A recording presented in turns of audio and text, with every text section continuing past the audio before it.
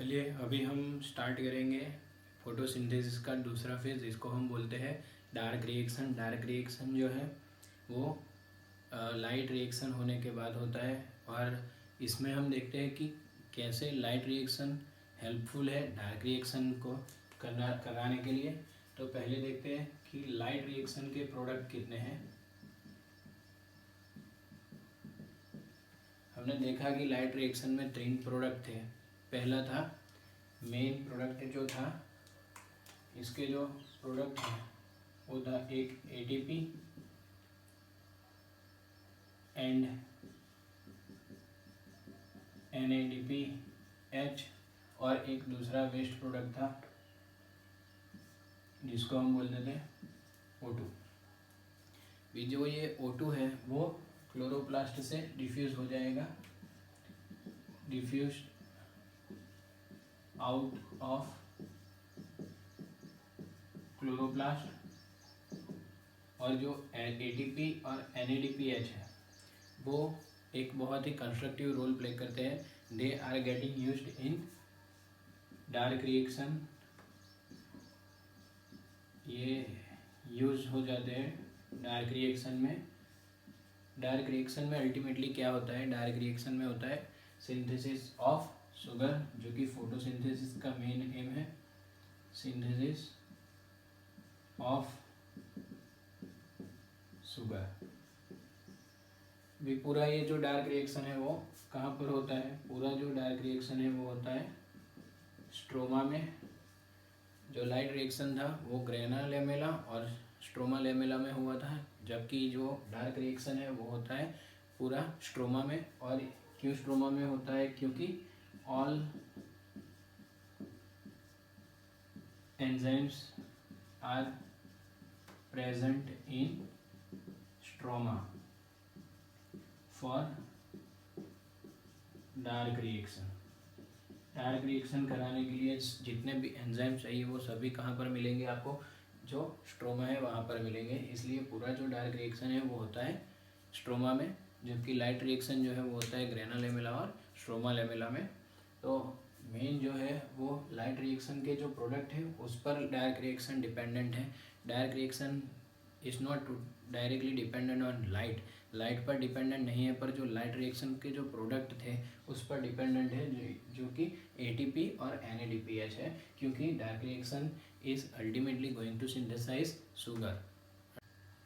यह सिंथेसिस समझने के लिए एक्सपेरिमेंट्स बहुत सारे हुए। उसमें एक सक्सेसफुल एक्सपेरिमेंट था मेल्विन केल्विन ने, जिसने 1954 में क्लोरीला आल्गी पर जो एक्सपेरिमेंट किया था। एक यूनिसेलुलर आल्गी है जिसको उसने एक्सपोज किया था कार्बन रेडियो एक्टिव कार्बन के साथ, 14 रेडियो एक्टिव कार्बन डाइऑक्साइड के साथ। तो उसने वो एक्सपेरिमेंट कैसे किए, तो एक्सपेरिमेंट जो थे, experiments was done by Melvin Kelvin and his co-workers, जिसमें एक बेसम भी है। तो ये एक्सपेरिमेंट हुआ था 1954 में। हम इस एक्सपेरिमेंट को 3 पार्ट में डिवाइड करते हैं। सबसे पहले क्या किया उसने, ही chose क्लोरेला आल्गी, एक यूनिसेलुलर आल्गी है। ये जो क्लोरेला आल्गी थी जो फोटोसिंथेसिस करते थे नॉर्मल कार्बन डाइऑक्साइड से, normally doing photosynthesis by carbon dioxide. Natural जो कार्बन डाइऑक्साइड है उससे फोटोसिंथेसिस करते थे, पर ये क्या किया उसने, एक्सपोज किया रेडियो एक्टिव कंपाउंड से, expose to 14 carbon dioxide radio active जो होता है। फिर उसने क्या किया, अलग अलग टाइम इंटरवल के अलग अलग टाइम इंटरवल में उसको हॉट मिथेनॉल में डाल दिया, क्योंकि वो प्रोसेस वहीं पर स्टॉप हो जाएगी और आल्गी को किल कर दिया कि प्रोसेस स्टॉप हो जाए और जो भी कंपाउंड बनाया उससे मालूम पड़े कि कौन से कंपाउंड कब कब और कैसे बनते हैं। तो ही killed alga by putting it in hot methanol to stop process at regular interval।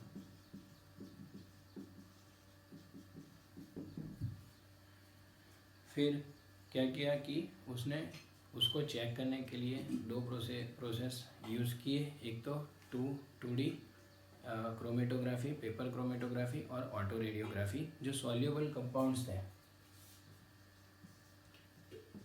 Soluble compounds को उसने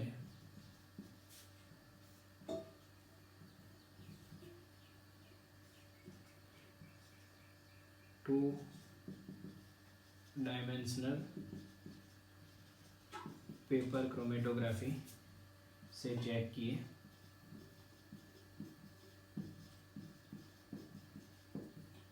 और जो रेडियो एक्टिव कंपाउंड थे उन जो प्रेजेंस ऑफ कार्बन डाइऑक्साइड था, रेडियो एक्टिव कार्बन डाइऑक्साइड, वो उसने चेक किया ऑटो रेडियोग्राफी से।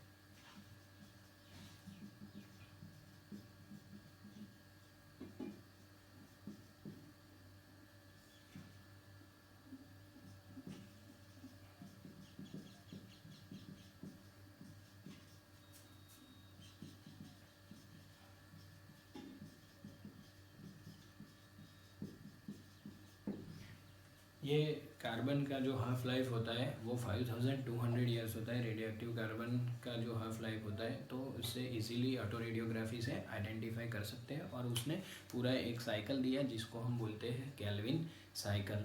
यहाँ पर हमने देखा कि डार्क रिएक्शन, दूसरा था एक बायोसिंथेटिक फेज। डार्क रिएक्शन इसलिए नाम दिया है क्योंकि ये लाइट पर डिपेंडेंट नहीं है और लाइट के प्रोडक्ट्स पर डिपेंडेंट है, लाइट रिएक्शन के। और बायोसिंथेटिक फेज, इसमें एक शुगर सिंथेसाइज होता है, इसलिए हमने बोला है बायोसिंथेटिक फेज। और फोटोसिंथेटिक रिडक्शन साइकिल, क्योंकि इसमें रिडक्शन भी होता है, तो उसमें हमने ये एक तीसरा भी एक नाम दिया है कि फोटोसिंथेटिक एक्सपेरिमेंट। ये एक पूरा एक्सपेरिमेंट करने के लिए मेल्विन केल्विन को नोबेल प्राइज़ भी मिला, was awarded a Nobel prize in 1961। उसको 1961 में एक नोबेल प्राइज़ भी मिला था, जो कि बहुत ही इम्पोर्टेंट और कंस्ट्रक्टिव वर्क था इन फील्ड। आज हम देखने वाले हैं केल्विन साइकिल, जो कि बहुत ही इम्पोर्टेंट एक पाथवे दिया था मेल्विन, केल्विन और बेंसन ने। ये पाथवे किसने डिस्कवर किया था, तो हमने पहले भी आगे देख लिया है, मेल्विन, केल्विन और बेंसन। ये जो पाथवे है, पूरा पाथवे जो दिया था, पूरा पाथवे, उसमें उन्होंने 3 पार्ट्स में उसको डिवाइड किया। जनरली केल्विन साइकिल कहाँ पर होता है वो भी हम देख लेते हैं। Calvin cycle occurs in mesophyll region of leaf. ये होता है मेसोफिल रीजन में।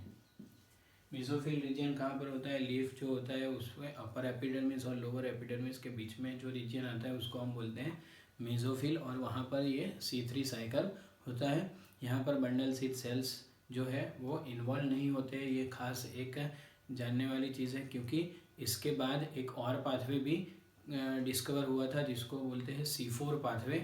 तो जो 2 पाथवे में एक डिफरेंस है वो यही है कि mesophyll C3 occurs only in the mesophyll region. अभी हम देखते हैं कि इसको 3 पार्ट्स में डिवाइड किया है। यहाँ पर हमने पहले से इसको ड्रॉ कर लिया है, क्योंकि साथ में अगर बहुत ही टाइम लगेगा इसको पूरा डिस्क्राइब करने के लिए। तो हम देखते हैं कि it is divided into mainly 3 steps. एक है कार्बोक्सिलेशन, दूसरा है रिडक्शन और तीसरा है रीजनरेशन। इसको 3 पार्ट्स में डिवाइड किया है। मोस्टली 85% ऑफ द प्लांट्स जिसमें आते हैं सीरियल्स में वीट, राइस, ओट, बार्ली, फिर दूसरे भी यहाँ पल्सेस है, ग्राउंड नट्स, फिर टोबैको है, स्पिनच है,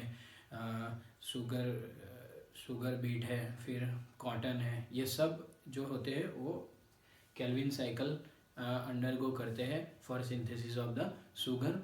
तो हम देखते हैं कैसे होता है। तो पहला जो रिएक्शन है उसको हम बोलते हैं carboxylation.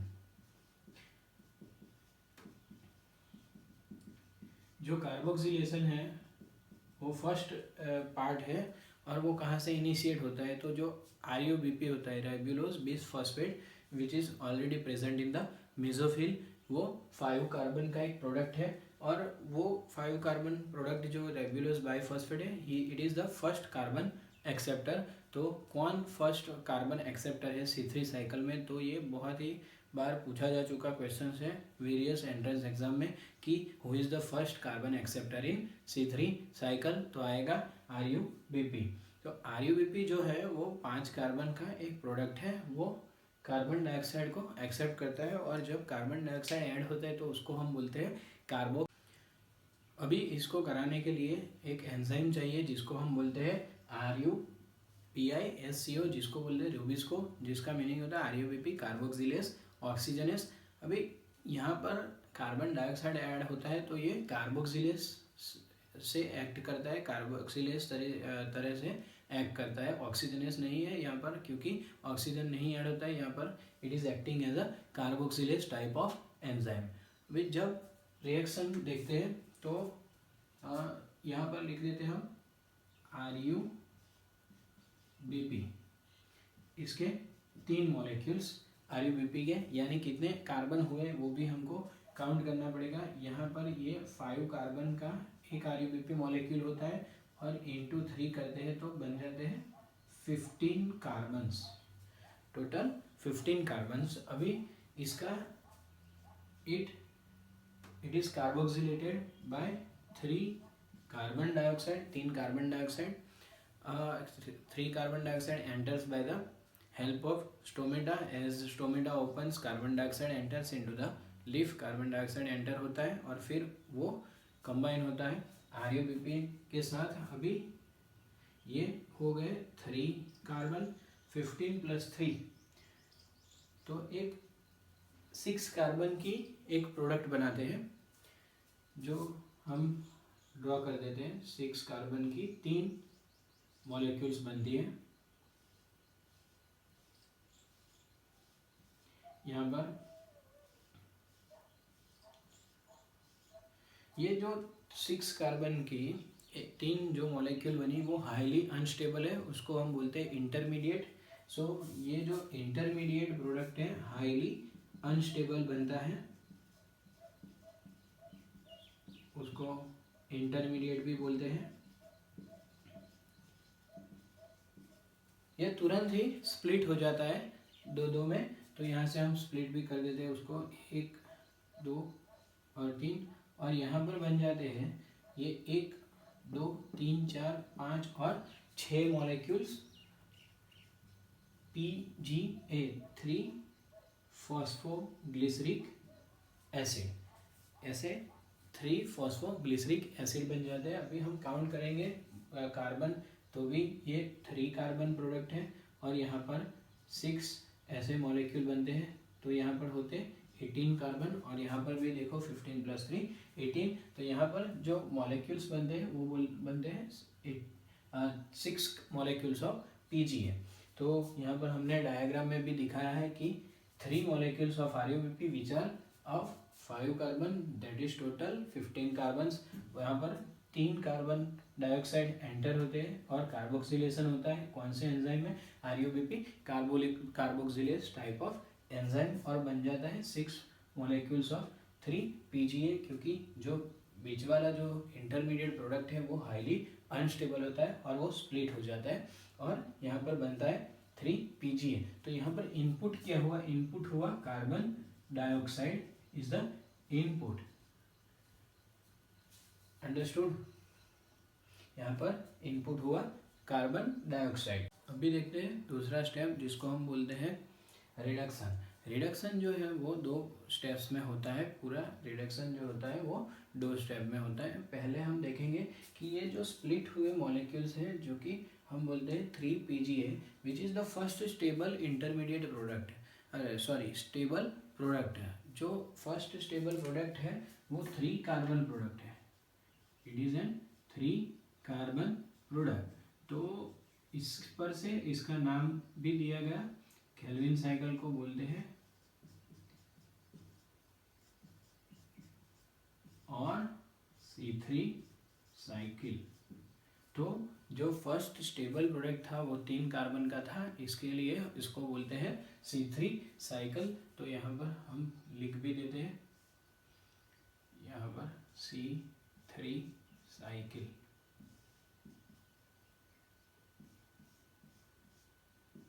Because it's first stable intermediate product was 3 carbon. और अभी हम देखते हैं दूसरा जो स्टेप है जो बोलते हैं हम रिडक्शन। देखिए रिडक्शन में क्या होता है, पहले फॉस्फोराइलेशन होता है। अभी हमारे पास 6 मॉलिक्यूल्स हैं, हम एक मॉलिक्यूल का ड्रॉ करते हैं कि for example this is a 3PGA।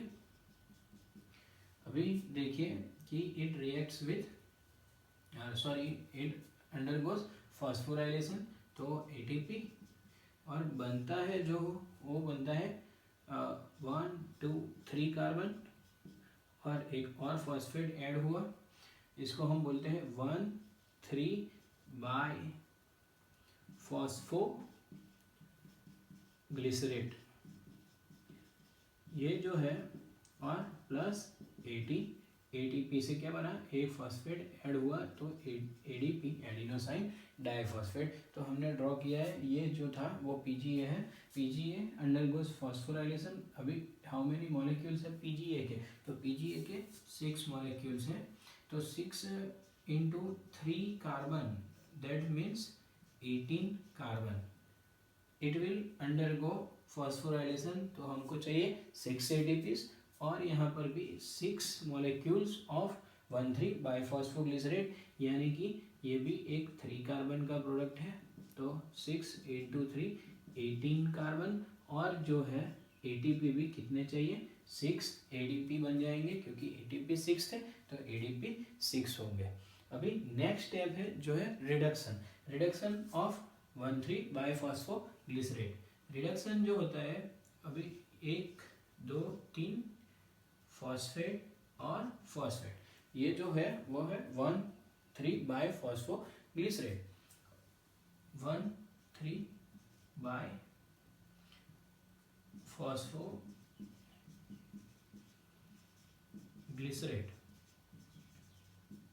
1,3 by phosphoglycerate will undergo reduction, और उसमें आएंगे, अभी हम एक मॉलिक्यूल का देख रहे हैं, तो we will take 1 NADPH plus H plus. जो NADPH है वो भी एक लाइट रिएक्शन का प्रोडक्ट है, ATP जो है वो भी एक लाइट रिएक्शन का प्रोडक्ट है। दोनों यूज होते हैं कहाँ पर, डार्क रिएक्शन में। और यहाँ पर हम इसे देख रहे हैं कि 1,3 बाईफॉस्फोग्लिसरेट इज अंडरगोइंग रिडक्शन, और बनता है ग्लिसरॉल्डिहाइड 3 फॉस्फेट। ग्लिसरॉल्डिहाइड 3 फॉस्फेट बन जाता है। अभी यहाँ पर क्या हुआ कि NADPH का रिडक्शन हुआ, NADPH से हाइड्रोजन डोनेट हुआ, और 1,3 बाईफॉस्फोग्लिसरेट का रिडक्शन होता है, एडिशन ऑफ हाइड्रोजन, और NADPH is converted into oxidise NADP plus, इसका ऑक्सीडेशन हो गया, plus 6 inorganic phosphate, plus 6 inorganic phosphate, क्योंकि यहाँ पर जो 2 फॉस्फेट थे, यहाँ पर देखो कि यहाँ पर एक 3rd कार्बन पर ही फॉस्फेट रहा है, तो 6 इनऑर्गेनिक फॉस्फेट भी रिलीज होते हैं। यहाँ पर जो देखा हमने, यहाँ पर हो गए 1 2 3 और फॉस्फेट, जिसको हम बोलते हैं ग्लिसरॉल्डिहाइड 3 फॉस्फेट। पर मॉलिक्यूल्स कितने थे, तो यहाँ पर 6 मॉलिक्यूल्स थे, और ये जो है 6 into 3 कार्बन, तो यहाँ पर हुए 18 कार्बन। सेम यहाँ पर भी देखो 6 NADPH चाहिए, यहाँ पर भी 6 मॉलिक्यूल ऑफ ग्लिसरॉल्डिहाइड 3-फॉस्फेट। तो कार्बन कितने हुए, glyceraldehyde three phosphate is a 3 carbon product, तो 18 carbon. Again how many, 6 NADP और 6 इनऑर्गेनिक फॉस्फेट। तो ये हो गया हमारा। अभी फाइनल स्टेप जो है वो है regeneration. Why regeneration of what regeneration? Regeneration होगा RUBP का, क्योंकि ये केल्विन साइकिल को अगर हमें कंटिन्यूअसली चलाना है तो RUBP को रीजनरेट करना इतना ही ज़रूरी है। तो फिर हम अभी रीजनरेशन कितने RUBP का होने वाला है, तो 3 RUBP, क्योंकि 3 RUBP already were getting utilise during the Calvin cycle, तो उतने ही RUBP वापस भी बनने चाहिए। तो हमारे पास जो ग्लिसरॉल्डिहाइड 3-फॉस्फेट थे उसके कितने मॉलिक्यूल्स थे? एक्चुअली हमारे पास थे 6 मॉलिक्यूल्स ऑफ ग्लिसरॉल्डिहाइड 3-फॉस्फेट। ये हम देख रहे हैं रीजनरेशन।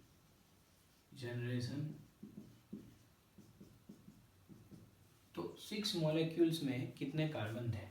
तो 6 मॉलिक्यूल्स में थे टोटल 18 कार्बन, क्योंकि ग्लिसरॉल्डिहाइड फॉस्फेट जो है वो 3 कार्बन प्रोडक्ट है, तो उसमें थे टोटल 18 कार्बन। हमको रीजनरेशन ऑफ RUBP के लिए चाहिए 15 कार्बन, क्योंकि RUBP जो है वो है 5 कार्बन प्रोडक्ट। RUBP जो है वो है 5 × 3, क्योंकि देखो अभी 3 और 5 कार्बन प्रोडक्ट के लिए चाहिए हमको 15 कार्बन, यानी कि 18 कार्बन में से हमको 15 कार्बन चाहिए रीजनरेशन के लिए। तो 15 कार्बन हमको चाहिए रीजनरेशन के लिए, उसके लिए हमको 5 3GP निकालना पड़ेगा। तो यहाँ से out of 6, 5 glyceraldehyde three phosphate are getting utilise to regenerate 3 RUBP। अभी 3 जो रीजनरेशन होता है, it is not a single step process, it is a multi step process, but we are understanding it in a simple form. नहीं तो फिर अगर हम regeneration को डिटेल में स्टडी करते हैं तो उसमें 4 कार्बन शुगर कंपाउंड बनता है, 5 कार्बन शुगर बनता है, 6 कार्बन भी बनता है और 7 कार्बन भी बनता है। उसमें 5 से 11 एंजाइम्स भी रोल प्ले करते हैं। पर इट इज़ सिंपल अंडरस्टैंडिंग कि यहाँ से 6 जो 3G3P थे ग्लिसरॉल्डिहाइड 3-फॉस्फेट, वो अगेन यूटिलाइज होंगे। Out of 6 5 will be utilise. तो हम लिख देते हैं 5 × G3P ग्लिसरॉल्डिहाइड 3-फॉस्फेट, यानी कि 5 × 3 carbon is equal to 15 carbon, जितना हमको RUBP को रीजनरेट करने के लिए चाहिए। और इसके लिए अगर 3 RUBP को रीजनरेट करना है तो इसके लिए होगा utilise 3 ATP। 3 ATP will be utilised. अभी इसको आगे देखते हैं तो हो जाएगा क्या, 3 × RUBP यानी कि 3 और 5 कार्बन यानी कि 15 कार्बन, तो ये दोनों इक्वल हो गए और ATP is getting converted into 3 ADP और 2 इनऑर्गेनिक फॉस्फेट भी रिलीज होते हैं। तो ये हो गया रीजनरेशन प्रोसेस। और यहाँ पर देखा हमने कि एक ग्लिसरॉल्डिहाइड 3-फॉस्फेट अभी भी एक बचा है, that is output of Calvin cycle, that is the output of Calvin cycle. और फॉर 3 CO2 यानी कि 3 input of CO2, 6 ATP plus 3 ATP is equal to 9 ATP and 6 NADPH are utilized। ऐसे हम लिखेंगे 6 लिखेंगे 6 CO2, तो कितने होंगे, for 6 CO2 how many ATPs will be required. तो इसका डबल हमको करना पड़ेगा, क्योंकि 3 के लिए 9 है, तो यहाँ पर 18 ATPs and 12 NADPH2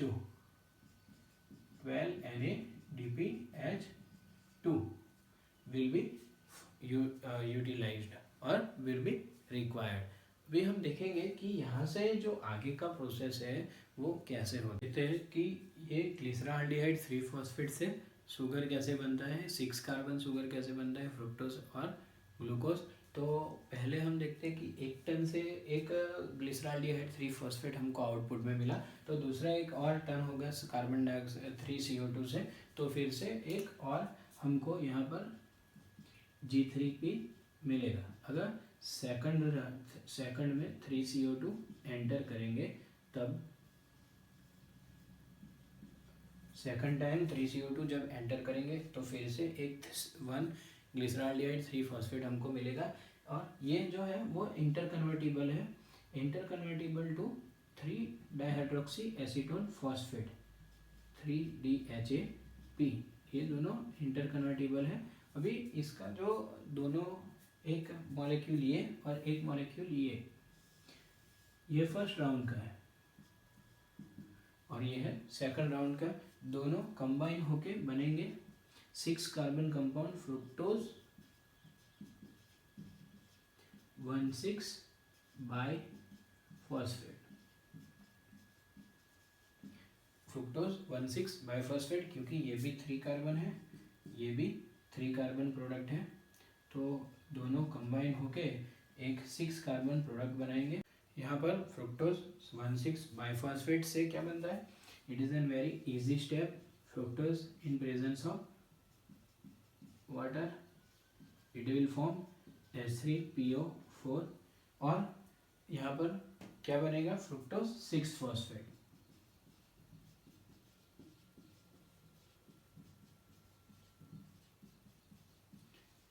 Now it is converted into fructose 1 phosphate, that is only shifting of the phosphate from 6th carbon to 1st carbon, और फिर it will combine with glucose 1 phosphate to form sucrose,